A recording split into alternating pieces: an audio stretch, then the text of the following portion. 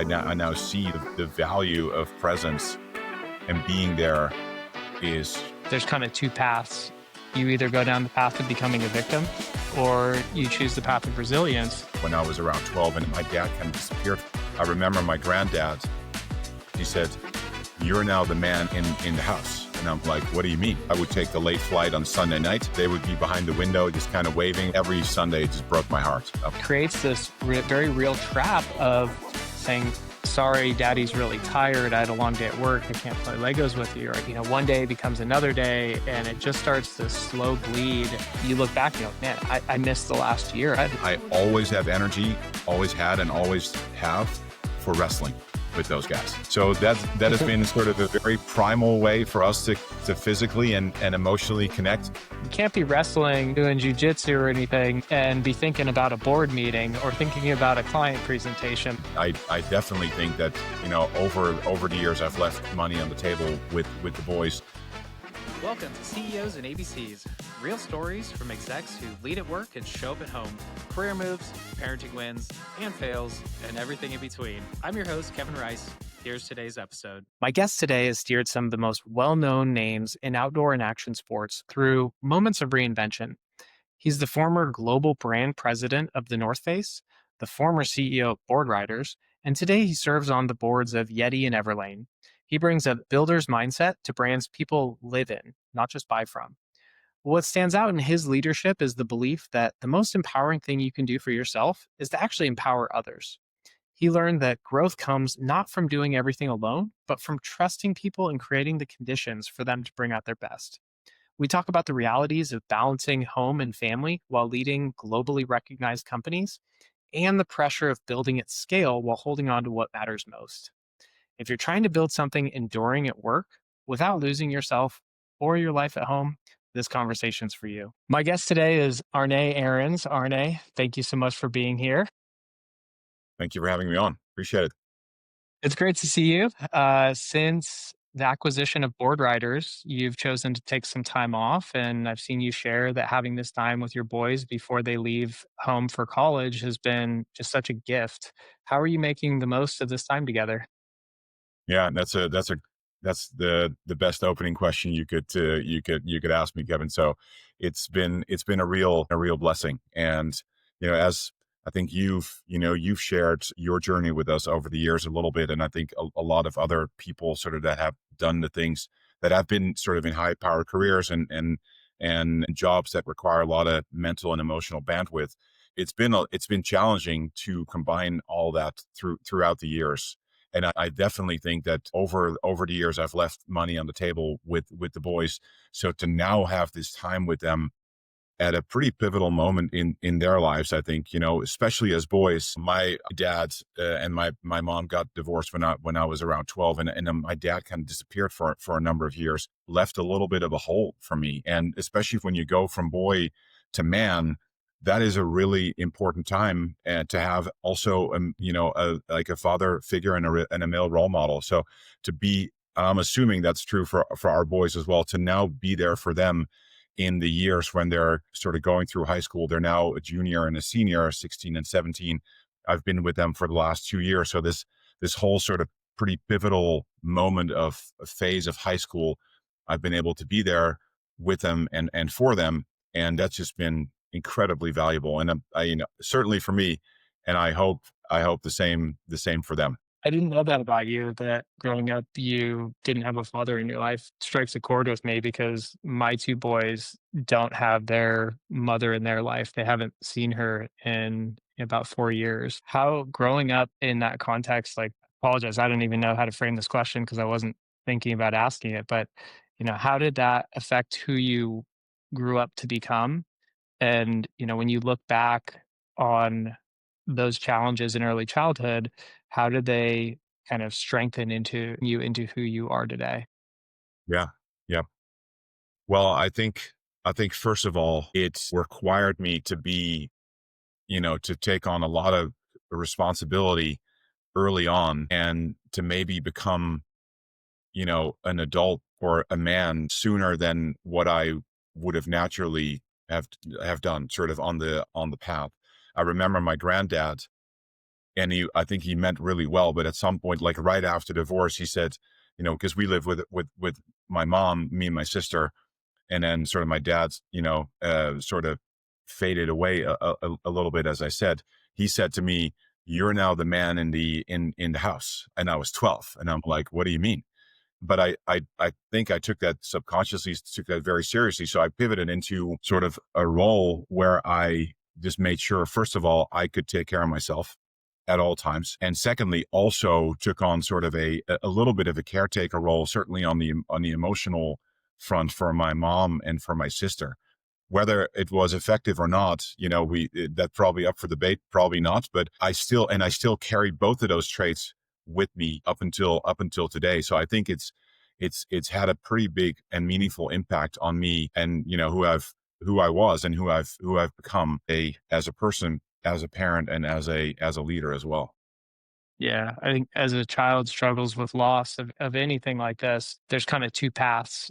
You either go down the path of becoming a victim, and that becomes your reason for life not going the way that you wanted it to be, or you choose the path of resilience, and that is probably the harder path, but it's the path that people we hear stories about, like Tony Robbins or Oprah Winfrey, have chosen, and they become some of our greatest inspiration.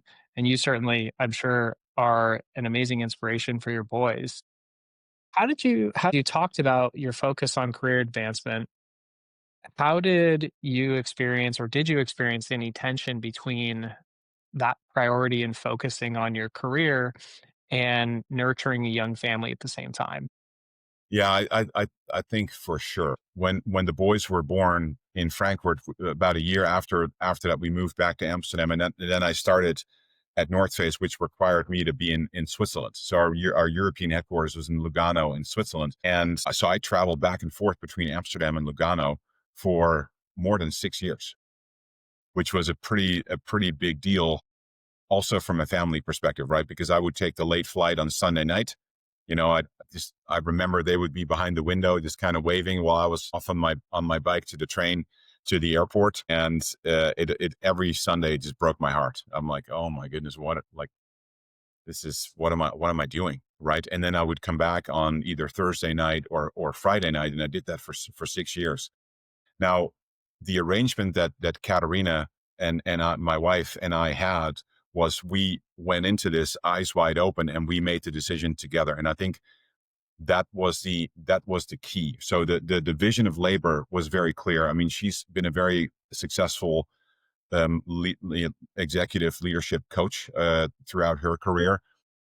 She was working for a coaching company at the time, and then became the managing director of a consulting firm in Amsterdam. And she was on her own career path.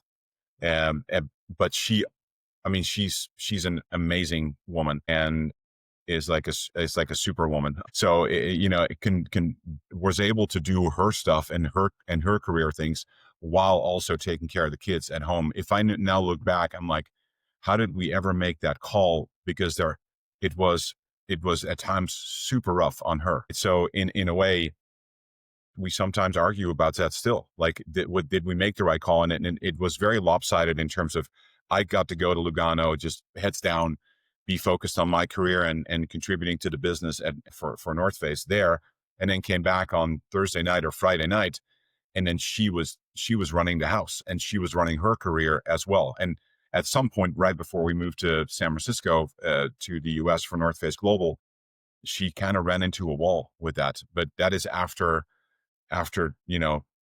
doing that, doing sort of double duty for like 6 years. So we went into it eyes wide open. We had an agreement that we were going to do it this way, and she pulled through. But knowing where it sort of got her, I probably like pretty much burned out at that time, right before we moved to the US. I'm not sure if we would have done the same thing, knowing what it did to her. I mean, she was amazing doing it, but she also paid a price for it. And then I think we, as a consequence, paid a price for it as well.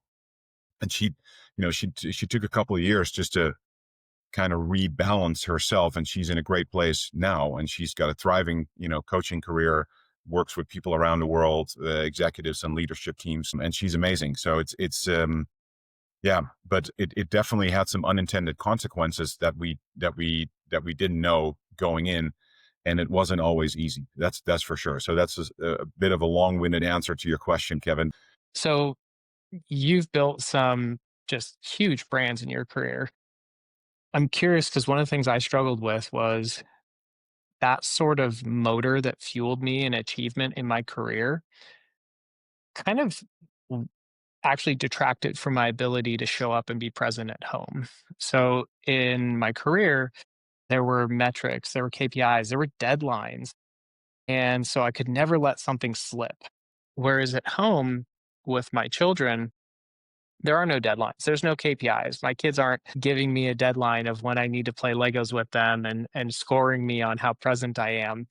And so it creates this very real trap of saying, sorry, daddy's really tired. I had a long day at work. I can't play Legos with you, or I can't build that fort with you right now. And then one day becomes another day, and it just starts this slow bleed where you look back, you know, man, I missed the last year. I wasn't present. I was giving everything to my career and I wasn't showing up at home.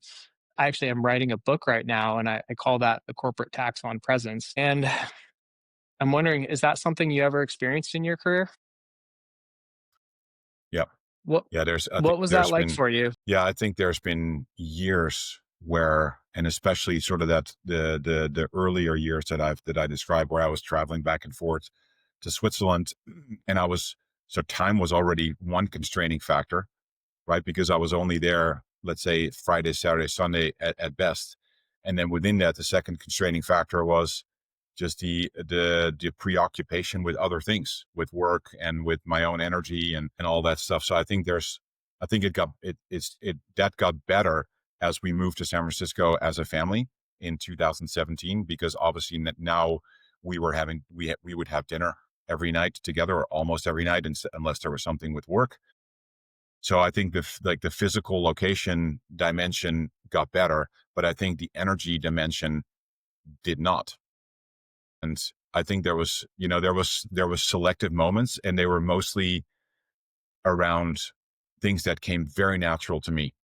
So for some reason, I always have energy, always had, and always have for wrestling with those guys.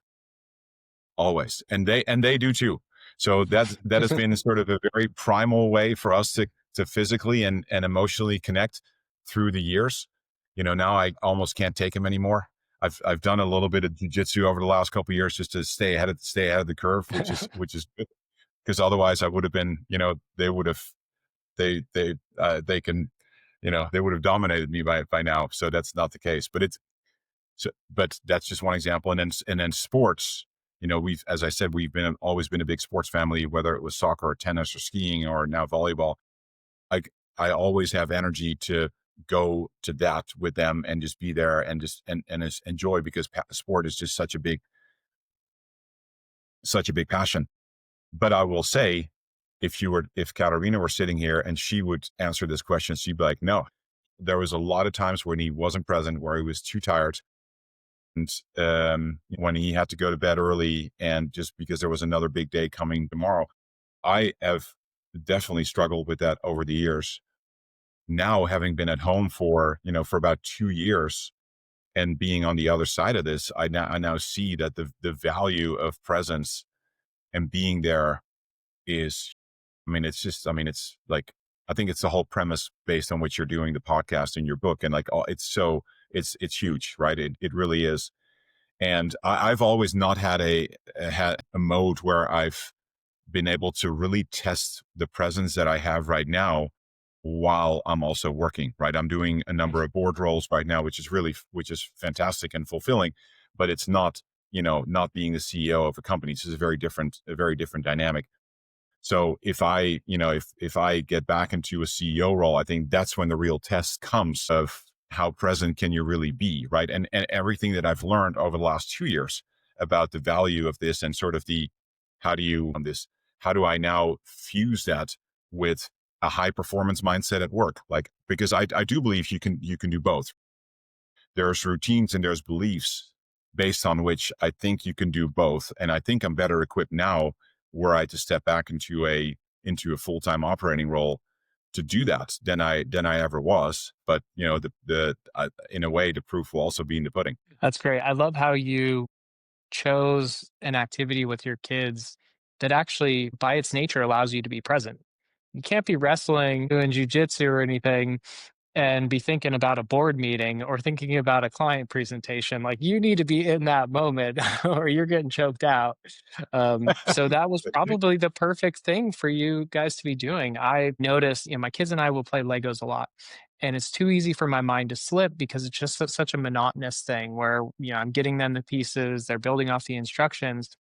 But other things that we'll do together, like rock climbing or surfing, it's the same thing. You have to be present in the moment, and your kids are going to feel that, and that will strengthen your connection within your family and within your relationship and your bond with your children. So you probably picked like the perfect thing you could be doing, and it's great because those are things that you enjoy doing too. Yeah, that's right. It was, yeah, no, I think that's right. So, but if I look back, I think could I, if I could change anything, I think it would certainly be, you know, having had more mind space and more presence for Katerina and the boys over the years, for sure. Because I've left money on the table there. There's no doubt.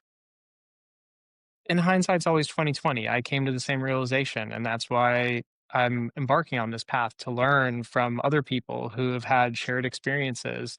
But at the same time, there's also lessons that I'm sure your kids internalized about hard work and resilience and work ethic that maybe they don't consciously talk about right now, but they will carry into their independence. As they go off into college, they've seen you show up and perform at a very high level in something that you're obviously very passionate about. I saw my dad work really hard in my youth, and that created a very strong work ethic in me. And that prepared me to go off into the world and make something of myself and find something and pursue something that I love doing and I was passionate about. So you also gave a gift to your children, and now there's time for you to reconnect and strengthen your relationship and in such an important pivotal moment before they go off and into manhood and become their own individuals. Yeah, that's an amazing way to put it.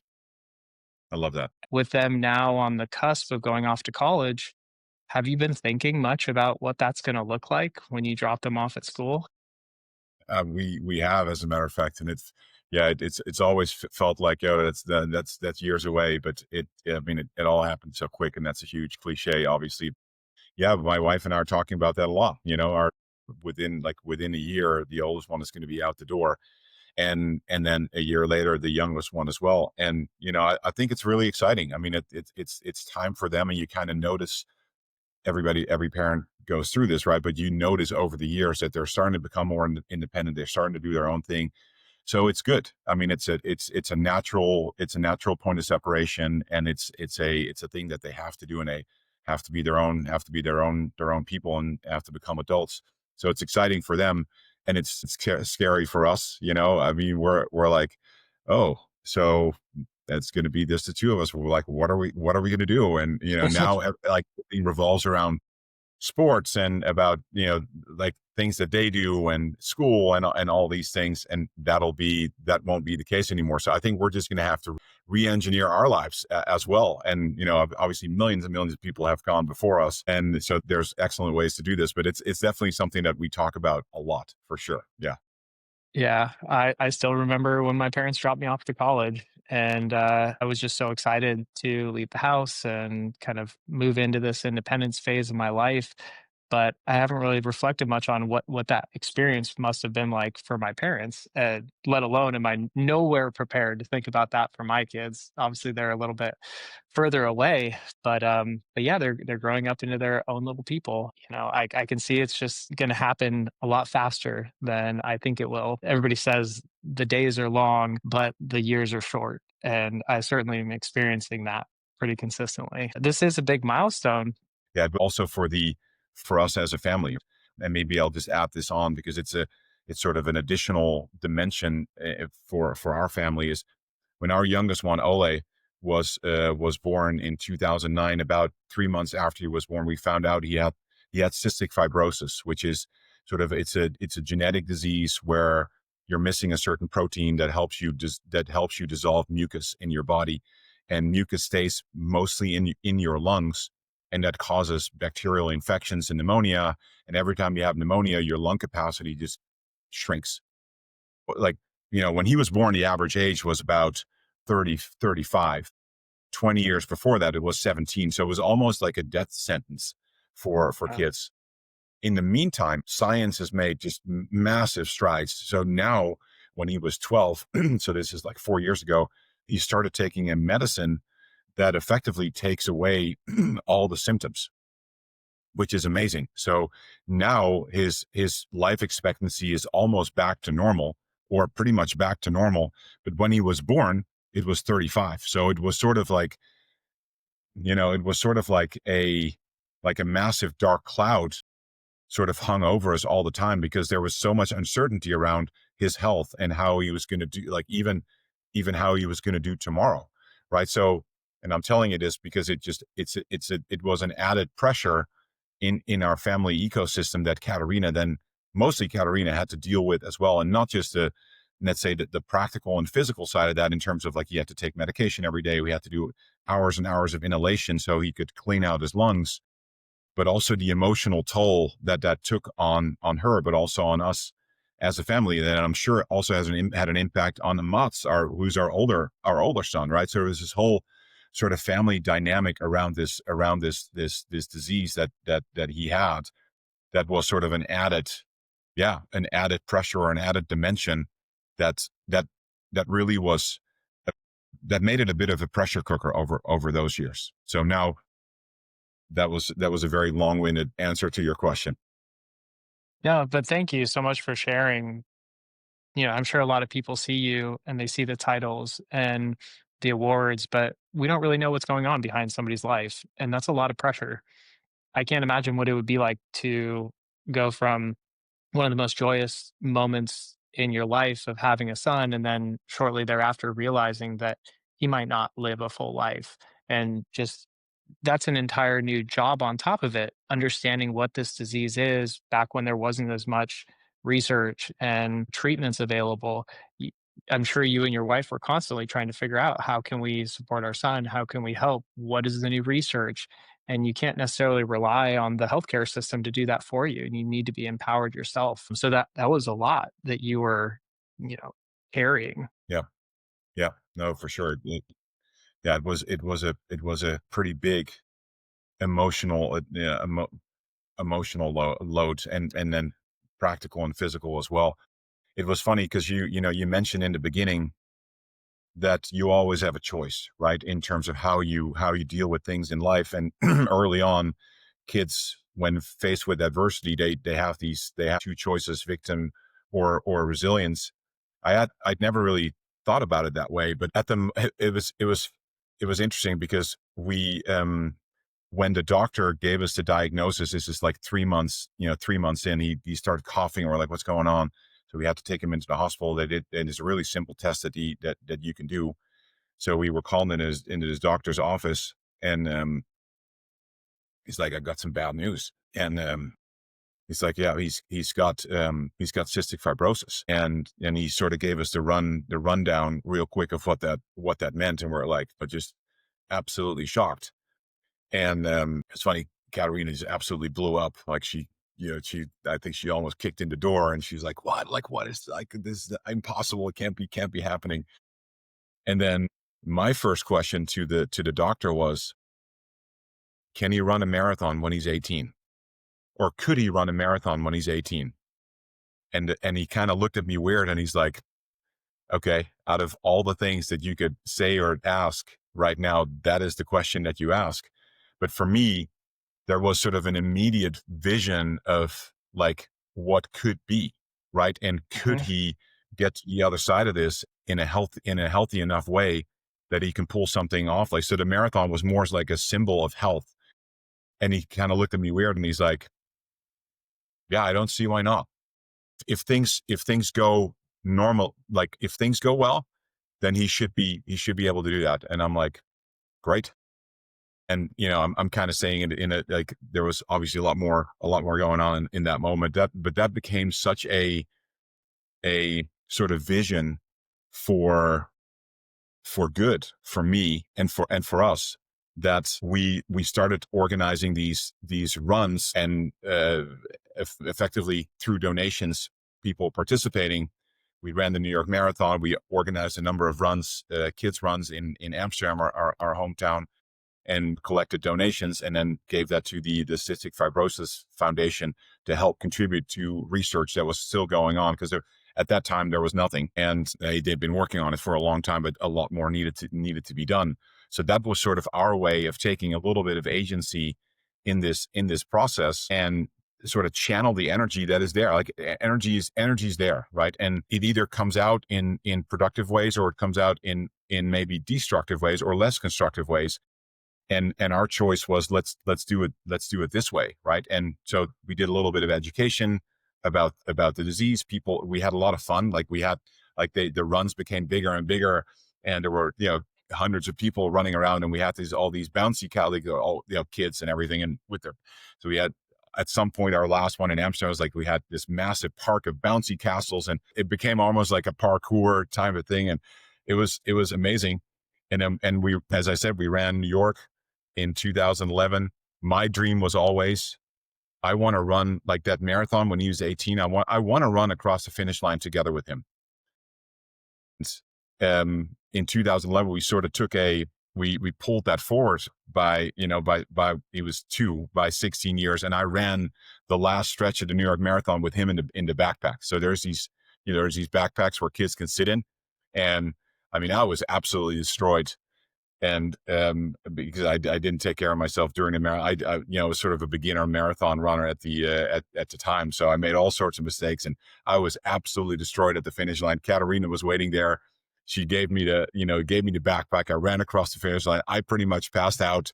Someone else had to go get Ole and take him back to the hotel, while I was in a medical tent getting an IV with salt, and so it was pretty crazy. But all that to say that there was this vision, right, of health, and of, like, he's going to be okay. And we're going to get, like, we're going to do this when he's 18. And now we're 2 years away, and they're like, oh my God, we got to run another marathon. But he's super fit. He can do it. So yeah, this is still the plan. So here we are. That is, I mean, your family's such a beautiful story of resilience. And I love that you're going to do a marathon to celebrate his journey and his overcoming of, an incredibly challenging ailment. So that's just really special. Yeah. Like, thank you for sharing all the context and everything that goes on, or, what has been your life so far. Again, I just know you from being the CEO of the North Face and then board riders. And it's great to get to know somebody beyond the title and understand, like, everything that makes them a whole individual or human. Yeah, I appreciate that. Yeah. So this is a big milestone for you and your family and your children. When you think about that milestone, how does it make you reflect on who you are today as a leader and a father, compared to maybe those earlier years in North Face, when your career was really accelerating, but your kids were still young? Yeah, big difference. Big difference. I mean, I would say, sort of, if I look at the path over the last, like 10 to 20 years, it's all gone from, how does this affect me, and how do I show up in the best way possible? Sort of more on the more on the, let's say, individual and me centered Mhm. perspective.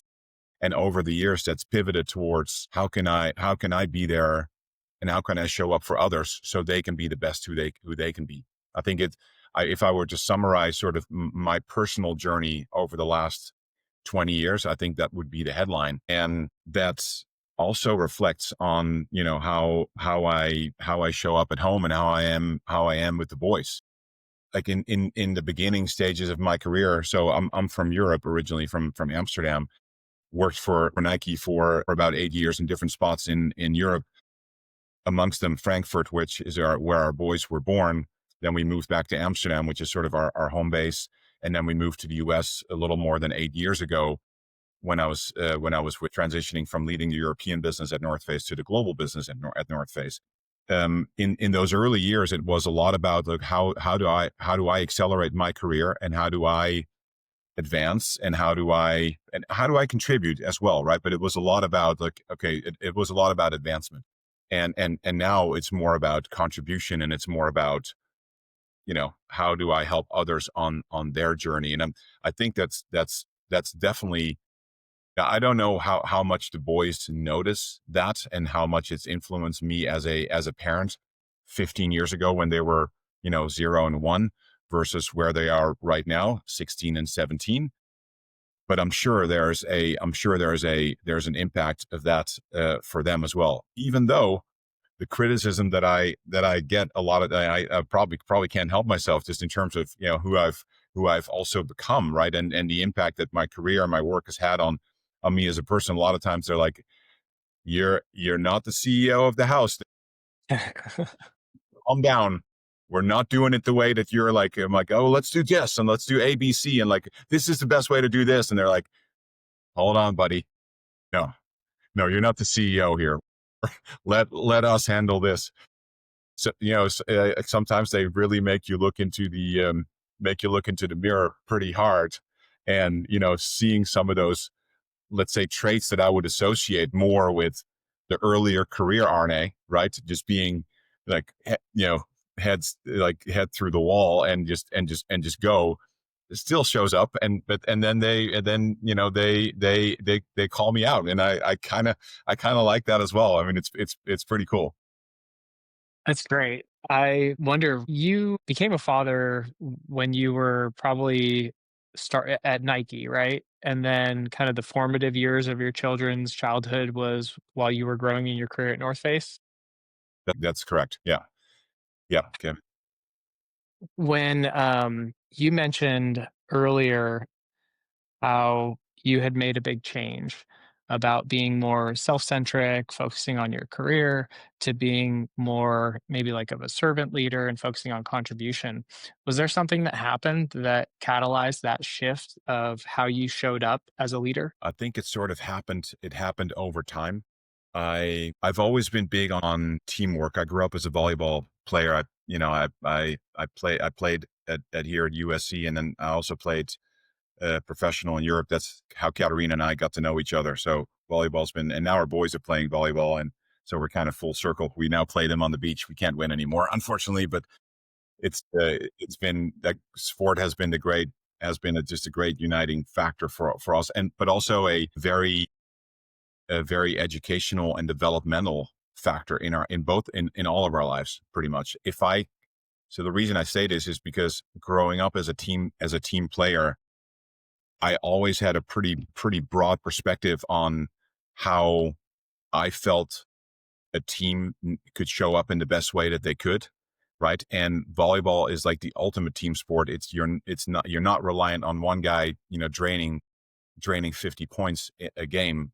Every rally effectively involves the entire team. You cannot do it, like, volleyball is a sport you cannot do by yourself.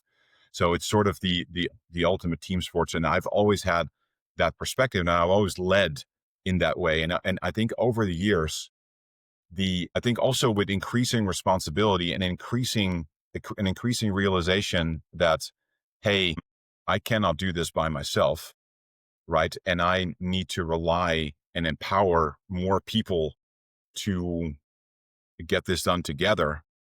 Like, the bigger the jobs and the bigger the responsibility, and the less I could rely on doing things myself, the more sort of ingrained that principle became, in terms of, I think, empowering others is the most empowering thing you can do for yourself as a leader, right? But you got to trust. You need trust in yourself and trust in others to be able to do that.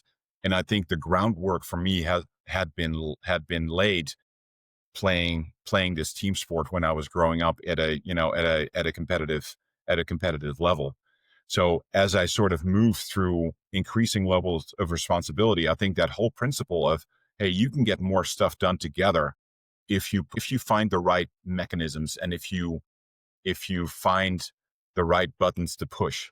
right? And if you truly empower people to give the best that they can give and allow them to excel, like then you can put the whole thing on steroids. And as I started to realize that that principle was true and that the scaffolding in myself in terms of my leadership philosophy was already there in order to make that happen, it just it just became a very natural part of how I led and how I constructed teams and how we work together. So, I think it's, to your question, I think it just, the principle and the groundwork was there, but the step by step with increasing responsibility, that just became more ingrained and it became a bigger part of who I was as a leader and how I worked with teams. I mean, that's great, right? Everybody says you can go faster alone, but you go further together. And I think sports are a great analogy of that. And if I get to run into you in person, we'll have to go play some beach volleyball. I played volleyball in There high you go. school and I play about twice a week. Nice. I'm sure your kids would Nice. destroy me too, but it'd be Well, fun. we could together. We could try to take them on, see how far we get. So There we go. The old guys versus the young kids. We'll have some experience, some tricks there. Where you are today and having grown so much as an individual, as a leader, if you were to look back on your career, you moved pretty swiftly through the corporate ladder, specifically while you were at North Face. At the same time, I see a lot of executives who aspire to get to the C suite and they kind of stall out either at the director or VP level. Was there anything in particular that you did to help yourself continue to achieve the role that you wanted to achieve? no, not really. I mean, and that's the simplest answer I can give. I think I've always operated under maybe consciously or unconsciously under sort of the premise that I just described. And that Yeah. has always been so I never really applied for the next job. It just always kind of was a result from the effort and the results that I came, but it was never really my single biggest focus. Yeah. So in that way, maybe even from an like, yes, I was more about like how, from me to we, let's say over the years, but I think there was already a large component of, hey, I'm just going to show up in the absolute best way that I can. And Phil Knight, I think, said it well in Just Do It. He said like success is a function of luck and hard work, and it's 50-50, right? Luck Hmm. is 50, and luck and timing. And I think we've all seen that in, I mean, you selling your company was the result of a lot of hard work and a lot of capability that you put into it, but you also found a buyer at exactly the right moment that was willing to pay the right price, right? Okay. So how does that, you know what I mean? That needs to come together. So I think it's always but I think there's, the whole idea of serendipity and sort of, influencing the amount of luck, like sort of engineering the amount of luck that you'll find on your path by going in with the right mindset and doing the right things. I think that is, I believe in that principle as well. So just, and I think that for me has a has been the mindset that I've operated with for the last 20 years. So less focused on like what's next. And it just kind of came naturally. So to your question, I don't think I did anything differently when I was a sales manager at Nike versus when I was, the brand president at North Face. From a mindset perspective, I was, the same. And focusing on making the biggest possible contribution and is doing that with like wholeheartedly, like full force, Mm. right? Yeah. Always. And I think that's always led to good results and a really good dose of fortune and good timing got me the next thing. So Yeah. I grew up with a basketball poster on my wall that said, the harder you work, the luckier you get. And right. I absolutely believe that that is the way this universe works. Whether, you believe in God or you think it's some sort of energetic principle, like I've always found that the harder I work on something, the luckier I get. And it might not even be related to the thing I'm working on, but I would just find that somehow it would be paid back. And so I think that's a great reminder for everybody is that like, yeah, you make your luck to some extent. And when we sold Hathaway, the market couldn't have been more perfect. The timing was absolutely perfect. We almost sold Hathaway a year before and the deal fell through. And I'm really grateful that it did because ultimately we found the right partner that was just such a good cultural fit for our organization. But the market was perfect. Private equity had a lot of money that had need to be put to work. And so valuations were really strong at the time. Our outcome would have been completely different 6 months before or 6 months later. So totally agree. It was, 13 years of incredibly hard work and then just the right amount of luck at the end to make it play out the way that it did. Yeah, good for you. Thank you. The way you talk about the evolution of your career in leadership makes me kind of wonder if this is just the natural process of evolving as a leader, meaning, is it important to be more focused on yourself in order to get from more of a junior to mid level to an executive level? And then that's when you make the shift to being more of a contributor. I certainly followed that path, but I'm wondering, is that the best practice? And maybe it is. Maybe earlier in your career, you do need to be more focused on your own personal achievements, or you'll never get to the next level up or to the C-suite. So, do you have any sort of advice for aspiring executives who have a lot of ambition and are trying to grow in their career? I've always thought that, even though I do think it's true that in the beginning, as you sort of move from individual contributor to, a manager and executive and kind of move on from there, you kind of start with a smaller circle of influence, if you will, just naturally from where you sit in the organization, depending on, big or small or what the scope is. But I also believe that, at least that's my philosophy, the way that you show up for your team and the way that you show up in terms of making a contribution to your team and to the organization is is a huge factor in how fast you're going to move on. And what I mean by that is, there is, you know, there there's ways to contribute in an individual way, but you're always part of a bigger, you're part of a bigger team, you're part of a bigger organization. And I think my belief is, if you show up as a team player and you just focus on how can I make the absolute biggest contribution from where I sit, and if my scope is this big, or whether my scope is this big, or at some point when my scope is this big, but if the mentality around how can I make the biggest potential contribution that I can possibly make at this point in my career, and from where I'm sitting, I think that is the mindset with which you're going to go fastest. Because then you sort of shift from, how is this about me and how is this about my goals and how I get stuff done, to how do I contribute to the bigger picture, and how do I make an impact, not just for myself, but for my boss, for my team, my teammates, the organization at large. And that is I think that's probably the biggest single thing you can do for the organization, wherever you are. And it's probably going to be the way that's going to advance you through the ranks, if that's your goal, right? In the fastest possible way. It's a shift of mindset, right? That I think is that I think is not related to how old you are or how senior you are, but that you can already start to incorporate when you just enter the workforce. You know what I mean? Like, how do I make the biggest potential contribution here and bring everything to the table? I think that mindset is going to get you farthest.